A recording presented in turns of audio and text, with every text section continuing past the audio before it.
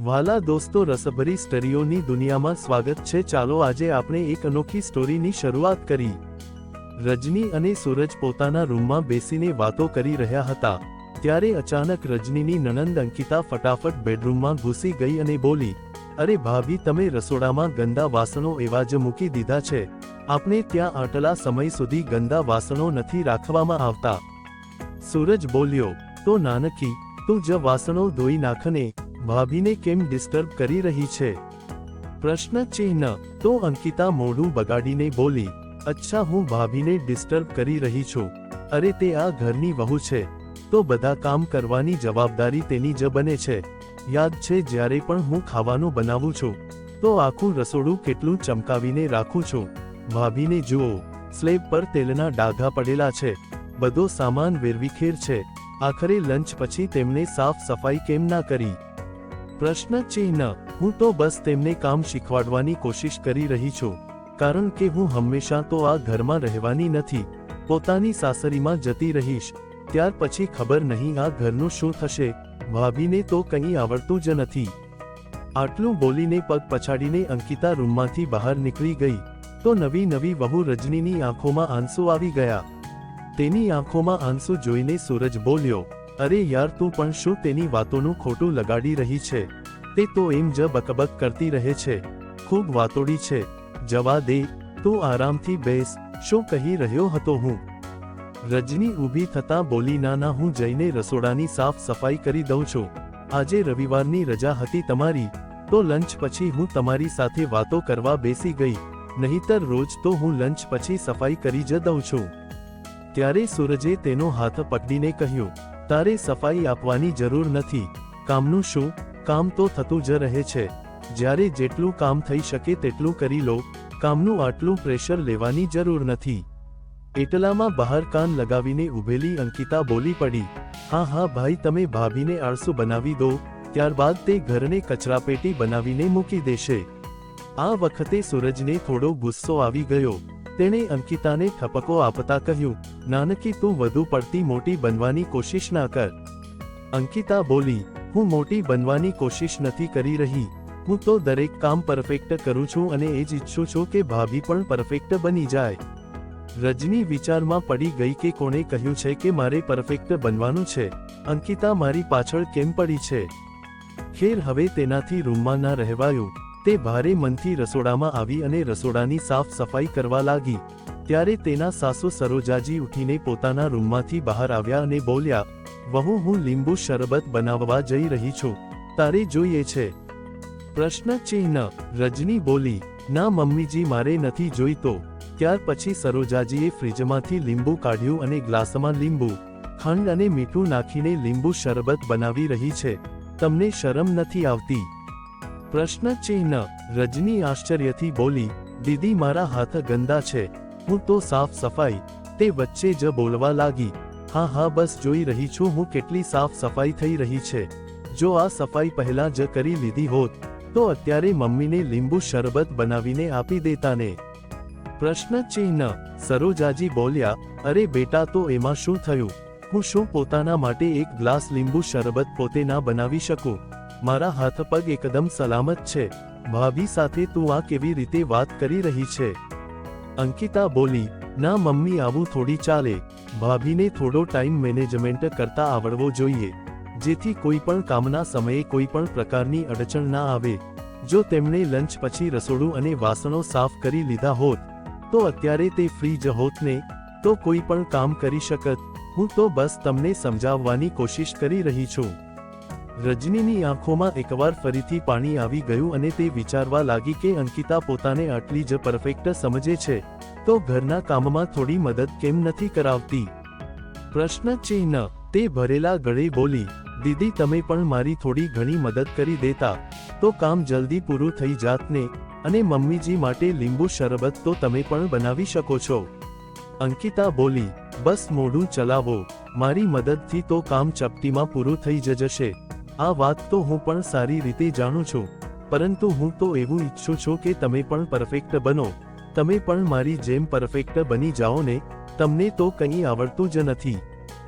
જ્યારે હું આ ઘરમાં નહીં હોઉં ત્યારે તમે શું કરશો?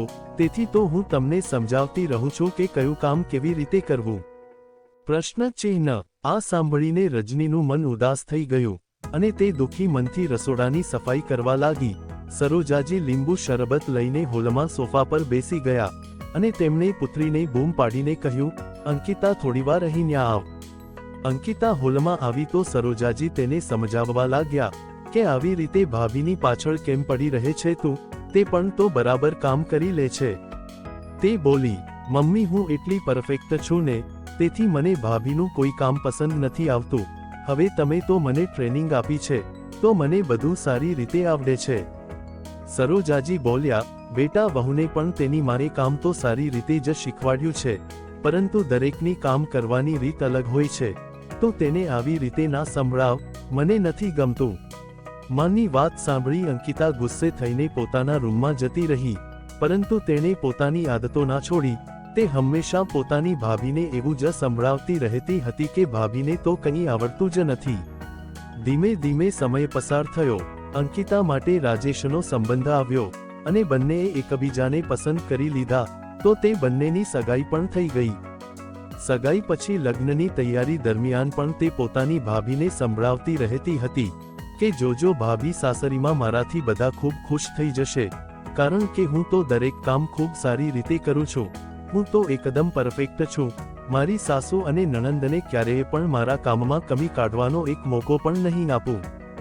રજની પણ મનમાં ને મનમાં વિચારતી હતી કે હવે લગ્ન પછી જ ખબર પડશે કે તમે કામમાં કેટલા પરફેક્ટ છો, કારણ કે તમે તો મને ક્યારેય કોઈ કામ કરીને બતાવ્યું જ નથી. ખેર ધીમે ધીમે સમય પસાર થયો અને ખૂબ ધામધૂમથી તેના લગ્ન થઈ ગયા. તે વિદાય લઈને પોતાની સાસરીમાં પહોંચી ગઈ. એક અઠવાડિયું તો હરવા ફરવામાં જ નીકળી ગયું. હનીમૂન પરથી પાછા આવ્યા પછી તેના ગૃહસ્થ જીવનની શરૂઆત થઈ. પહેલા દિવસે સવારમાં તેના સાસુએ તેને નાસ્તો બનાવવાનું કહ્યું. નાસ્તામાં તેણે પૌવા બનાવ્યા હતા, પણ તેમાં કાજુ જોઈને તેના સાસુ બોલ્યા, અરે વહુ અમે આવા પૌવા નથી ખાતા, પૌવામાં કાજુ નથી નાખતા અમે, મને તો કાજુ પસંદ જ નથી. અરે તને કંઈ નથી આવડતું તો પોતાની નણંદને પૂછી લેને, તારી નણંદને તો મેં બધું શીખવાડ્યું છે. આ વાતથી અંકિતા થોડી પરેશાન થઈ ગઈ, કારણ કે તેને તો લાગતું હતું કે બધા લોકો તેની તારીફ કરશે.